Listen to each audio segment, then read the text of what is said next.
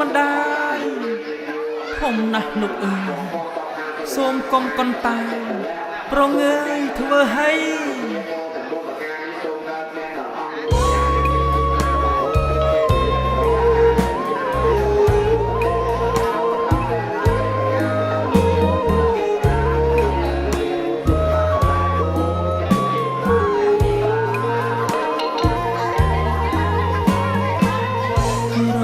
សៀលកងភ្នំ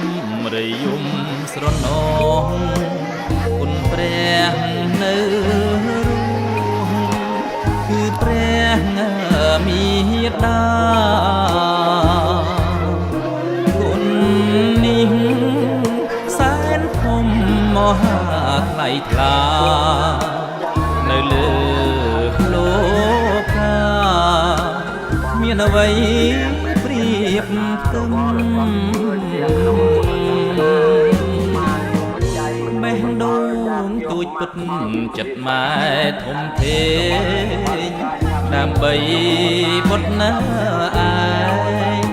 ស្វែងរកងើយទីពឹងកូនរស់ក្បែរម៉ែមានក្តីសង្ឃឹមព្រះស្រស់ញ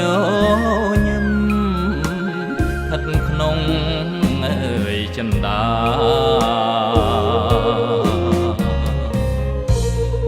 រូបម៉ែជាក្បូនសណ្ដោងបុតងាទោះក្តៅរងាក៏ម៉ែមិនថា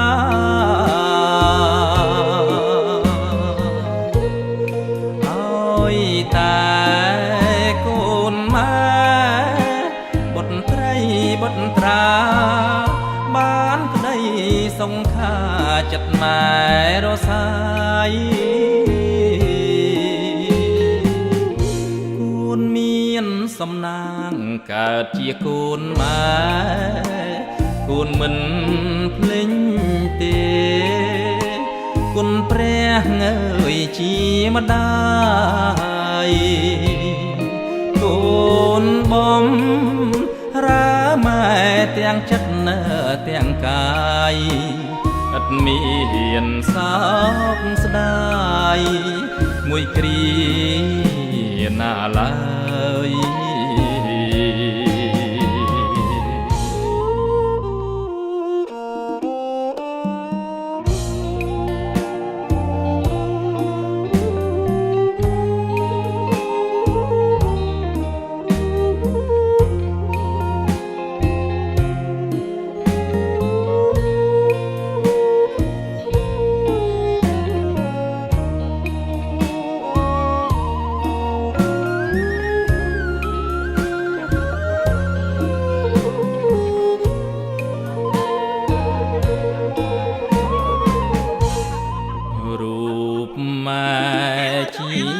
ក្បូនសណ្ដោងបុតងារទោះក្តៅរងាក៏ម៉ែមិនថា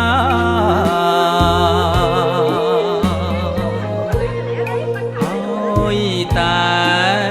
កូនម៉ែបុត្រីបុត្រាបានក្តីសង្ខាចិត្តម៉ែរសាយ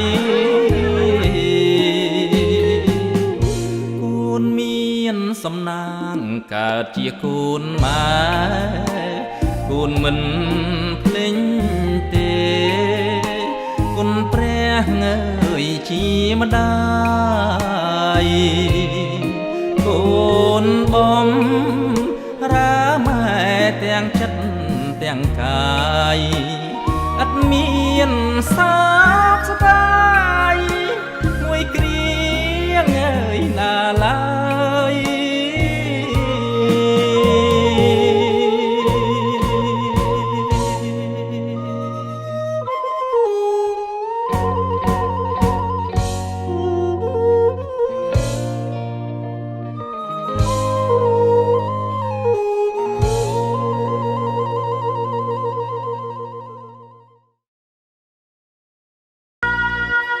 គុណម្ដាយឧត្តម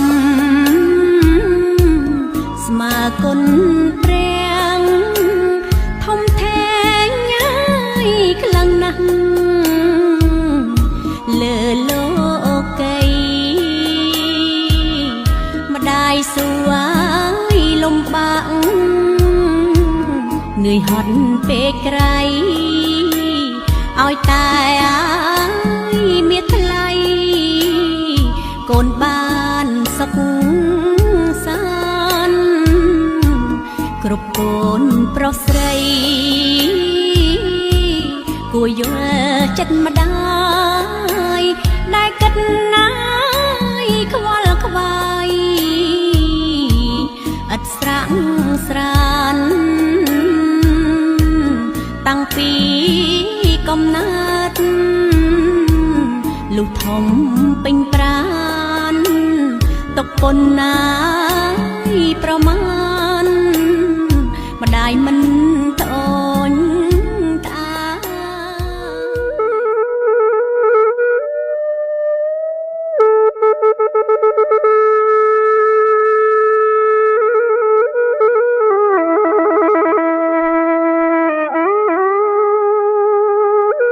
ជីវប្រវត្តិរបស់មហាឧបាសិកាយើងយេងសូមថ្វាយបង្គំព្រះថេរានុថេរៈគ្រប់ព្រះអង្គជាទីគោរពសក្ការៈសូមគោរពក្រុមគ្រួសារញាតិមិត្តនៃសពនិងភ្ញៀវកិត្តិយសទាំងអស់ជាទីរាប់អានក្នុងឱកាសដ៏សែនក្រៀមក្រំក្នុងទឹកចិត្តក្តុកក្តួលអាឡោះអាឡៃយ៉ាងក្រៃលែងរួមជាមួយក្រុមគ្រួសារសពមហាឧបាសិកាយើងយេងយើងបានប្រារព្ធពិធីបន់បូជាសពតាមប្រពៃណីជាតិរបស់យើងឆ្លៀតឱកាសនេះខ្ញុំព្រះករណាខ្ញុំបាទសូមអនុញ្ញាតរៀបរាប់ជូនអំពីប្រវត្តិសង្ខេបរបស់សពមហាឧបាសិកាយើងយេងដូចខាងក្រោមនេះកុមារីយើងយេងប្រសូតនៅឆ្នាំឆ្លូវនិព្វស័កពុទ្ធសករាជ2481គ្រិស្តសករាជ1936នៅភូមិភឿងអាងស្រុកកំពង់ធំខេត្តឃ្លាំងដែលមានអត្តចរិតស្លូតបូតរៀបសារត្រូវបានគេស្រឡាញ់រាប់អាននិងមានការកោតសរសើរពីចាស់ព្រឹទ្ធាចារ្យគ្រប់គ្នាកុមារីយើងយេងជាកូនទី3នៅក្នុងគ្រួសារឪពុកឧបាសកយើងស៊ីមនិងអ្នកម្ដាយឧបាសិកាលីបងជាគ្រួសារកសិករមានបងប្អូនចំនួន3នាក់បងប្រុសទី1ឈ្មោះយើងម៉ាន់បានទទួលមរណភាពបងស្រីទី2ឈ្មោះយើងយ៉ាន់បានទទួលមរណភាពប្អូនប្រុសពៅឈ្មោះយើងពេងបានទទួលមរណភាពទន្ទឹមនឹងចរិតដ៏ល្អប្រពៃនេះកុមារីយើងយេងបានព្យាយាមសិក្សារៀនសូត្រជួយការងារឪពុកម្ដាយនិងចូលរួមសូត្រធម៌បទតាមបណ្ដាវត្តនានាក្នុងវ័យសិក្សាឪពុកម្ដាយបានបញ្ជូនចូលរៀនអក្សរសាស្ត្រភាសាខ្មែរនៅវត្តចម្ប៉ាវណ្ណារាមអស់រយៈកាល3ឆ្នាំដោយមានលោកគ្រូសំនិងលោកគ្រូសួងជាគ្រូបង្រៀនការយកចិត្តទុកដាក់និងឧបត្ថម្ភពីឪពុកម្ដាយយុវតីនេះ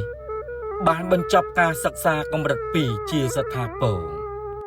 លុះដល់វ័យពេញក្រមុំមានអាយុ24ឆ្នាំឪពុកម្ដាយបានរៀបចំគូស្រករជាមួយលោកថៃសៀវងាន់ដែលត្រូវជាកូនប្រុសទី1របស់លោកថៃអ៊ីវសៀនិងលោកយាយយឿនធីកំហេងជាស្ត្រីដ៏ស្រស់ស្អាតរូបនេះបានចាប់ដៃគូជាមួយស្វាមីជាទីស្រឡាញ់បានសាងជីវភាពថ្មីរហូតដល់ទទួលបានបទជាចំណងដៃអាពាហ៍ពិពាហ៍ចំនួន6នាក់បទទី1ឈ្មោះថៃសារីភេទប្រុសបទទី2ឈ្មោះថៃសារុនភេទប្រុសបទទី3ឈ្មោះថៃសារិនភេទប្រុសបទទី4ឈ្មោះថៃសារ៉នភេទប្រុសបទទី5ឈ្មោះថៃវណ្ណារីភេទស្រី បានទទួលមរណភាពបទទី6ឈ្មោះថៃរ៉េតភេទប្រុសសពថ្ងៃនេះបទទាំងអស់មានគ្រួសារទាំងអស់កំពុងប្រកបកិច្ចការងាររៀងខ្លួនឧបាសិកាយាងយែងដែលជាពុទ្ធសាសនិកគឺជាមនុស្សដែលប្រកាន់ភ្ជាប់នៅព្រះពុទ្ធសាសនាលោកយាយបានថ្វាយខ្លួនសមាទានសិលក្នុងវ័យ52ឆ្នាំ1987ដល់2023អស់រយៈពេល35វស្សារួមចំណែកក្នុងកិច្ចការសង្គមនិងកសាងឧបាសិកាយាងយែងបានរួមចំណែកកសាងសមិទ្ធផលជាច្រើនក្នុងវត្តចម្ប៉ាវណ្ណារាមកសាងកុដិឧបដ្ឋានសាលាវិហាររបងខ្លោងទ្វារវត្តនិងផ្ដើមជាកឋិនទានជាដើមដល់ឆ្នាំ2023ឧបាសិកាយាងយែងធ្លាក់ខ្លួនទ្រុឌទ្រោមជាបន្តបន្ទាប់ដោយវ័យជរាអាស្រ័យហេតុនេះលោកយាយមិនបានបន្តសកម្មភាពទទួលនៅឧបសិលជាមួយញាតិក្នុងវត្តតទៅទៀត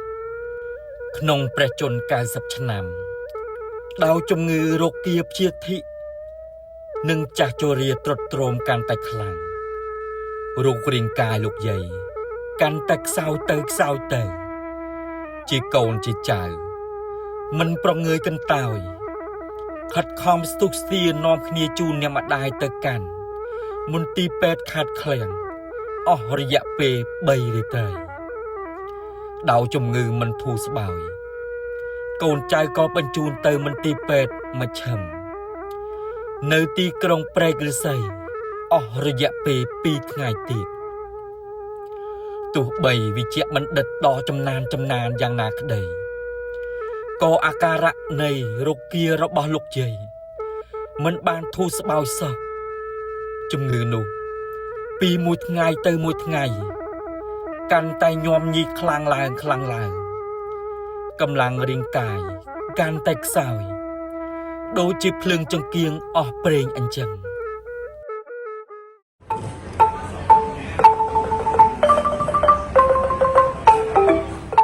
លុះដល់ថ្ងៃសុក្រ8កើតខែមករាឆ្នាំម្សាញ់សពស័កពុទ្ធសករាជ2569ត្រូវនឹងថ្ងៃទី28ខែវិច្ឆិកាឆ្នាំ2025វេលាម៉ោង 10:25 នាទីព្រឹកឧបាសិកាយាងយែងបានលាចាកលោកនេះក្នុងជន្មាយុ90ឆ្នាំមច្ចរីគឺសេចក្តីស្លាប់តែងតែឆក់យកជីវិតមនុស្សសពសត្វមិនថាព្រះសង្ឃក្រហមមន្ត្រីឬរាជនោះឡើយសត្វក្នុងលោកនេះតែងបានកើតមកហើយរមែងស្លាប់ទៅវិញជារឿងធម្មតាការបាត់បង់ឧបាសិកានេះពេលនេះធ្វើឲ្យយើងទាំងអស់គ្នាមានការសោកស្ដាយនិងអាឡោះអាល័យដោយរកអ្វីមកព្រៀបផ្ទឹមពុំបានឡើយយើងខ្ញុំទាំងអស់គ្នាសូមលំអោនកាយវិចារចិត្តគោរពដួងវិញ្ញាណក្ខន្ធឧបាសិកាយើងយេសូមអញ្ជើញទៅកាន់សុគតិភពកុំបីឃ្លៀងឃ្លាតឡើយទោះបីរូបរាងកាយ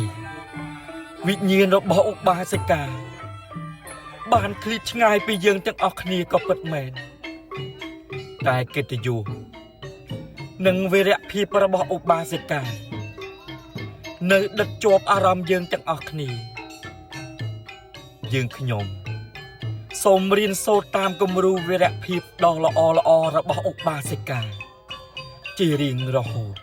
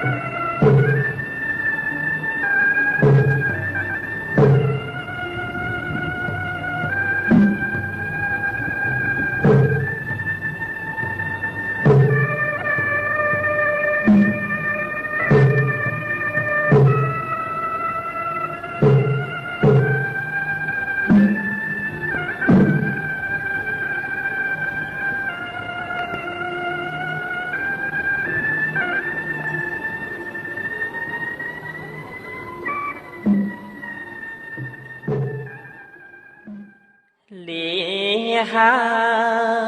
យលាហើយលាទៅឆ្ងាយហើយលែងវិលឡាយវ័យលាភូមិលាស្រុកលាប្រឹងប្រែងលាញៀនប្រស្រីទាំងអូនបងលាដីលាផ្ទះដែលរស់នៅលាភូមិលាផ្លូវដែលធ្លាប់មកដើរលាគោក្របីដែលធ្លាប់ប្រើលាអ្វីឡើងធ្វើលាឡើងដើរស្ដាយអើយសែនស្ដាយកាយវងវែងភ្លេងខ្លួនពីក្មេងធ្លាក់ដល់ហើយចាស់មិនតាន់ធ្វើបន់គុណអ្វីខ្លាំងស្រាប់តែបដោផ្លាស់កាយស្ដោស្ដាំអនិច្ចារូបអើយដូចគល់អស់សូនសរូបនេះឥតមានហើយក្លំមិនដឹងយកអ្វីជាពុំនឹងកាយនេះស្ដោកស្ដាំដូចគល់ឈើលាបងប្រស្រីប្អូនកូនចៅម៉ែអើយាយតាសពអន់ហើយលើក្រែងលោកខ្ញុំខុសងាយដោយការធ្វើខឆ្កងទៅលើអ្នកទាំងឡាយលាហើយលែងឃើញមុខ